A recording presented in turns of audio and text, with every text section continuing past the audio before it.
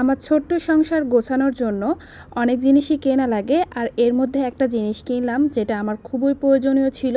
আর এই হচ্ছে আমার অনলাইন থেকে কেনা সোফার কভার।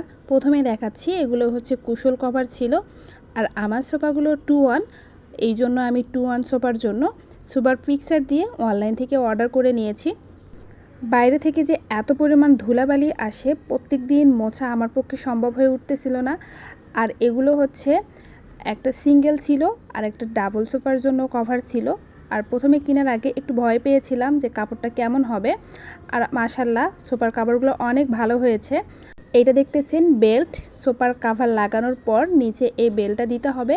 আর ধুলাবালি থেকে বাঁচার এর থেকে ভালো উপায় আমি খুঁজে পেলাম না, তো ভাবলাম সোফার কভারই নিয়ে নেই। প্রতিদিনের কাজ সহজ করতে সোফার কাভারই আমার একমাত্র ভরসা।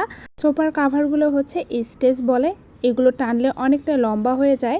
কাভার লাগানোর আগে সোফাগুলো ভালোভাবে আমরা ক্লিন করে নিয়েছি, কোনো রকম যেন ধুলাবালি বা ময়লা না থাকে। এই হচ্ছে কাভার লাগানোর আগের লুক। কাভার লাগানোর আগে আমরা একটু কনফিউশনে ছিলাম যে সোফার কাভারটা কোনটা সামনে আর কোনটা পিছনে, এইটা খুঁজতে আমাদের 2 থেকে 3 মিনিট সময় লেগেছে। তারপরে ভেবে নিলাম যে পিছনের সাইডটা একটু প্লেন হবে। 2 পাশ ভালোভাবে খুঁজে তারপরে সোফার কাভারটা লাগিয়ে নিলাম। আর লাগানো খুবই সহজ। আপনারা যে বেলটা দেখতেছেন এইটা মাঝে থাকবে, এইটা চিন্তা করে খুব সহজেই সোফার কাভার লাগানো যায়। কাভার লাগানোর জন্য যে বেলটা ছিল, বেলটা মাঝে রেখে 2 পাশ থেকে ধরে খুব সহজেই সোফার কাভার লাগানো যায়। তবে একা একা সম্ভব না, 2জন মানুষের প্রয়োজন। তো এরপর ঠিকঠাক করে নিচ্ছি সোফার কাভারটা যে কোথায় কতটুকু রাখা লাগবে।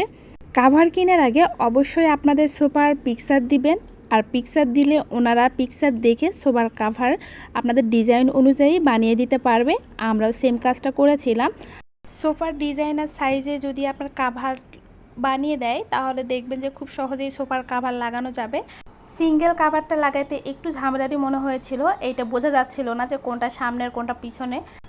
এরপর একটু সময় লেগেছিল, তারপরেই আমরা ঠিকঠাকভাবে সোফার কাভারটা লাগাতে পেরেছি। আমার কাছে মনে হয় যে ধুলাবালি থেকে বাঁচতে এর থেকে ভালো সুবিধা আর বিকল্প কোনো বুদ্ধি হতে পারে না। সোফার কাভার লাগানোর পর আমরা যে প্যাকেটটা ছিল সেই প্যাকেটে দেখতে পেয়েছিলাম যে এর সঙ্গে শোলা দিয়েছিল। আমরা শোলাটা দিয়ে অনেক পরে গুজে নিয়েছি। এই হচ্ছে আমাদের রুমের ফাইনাল লুক। আপনারা দেখে বলবেন যে আমাদের সোফার কাভার লাগানোটা কেমন হয়েছে।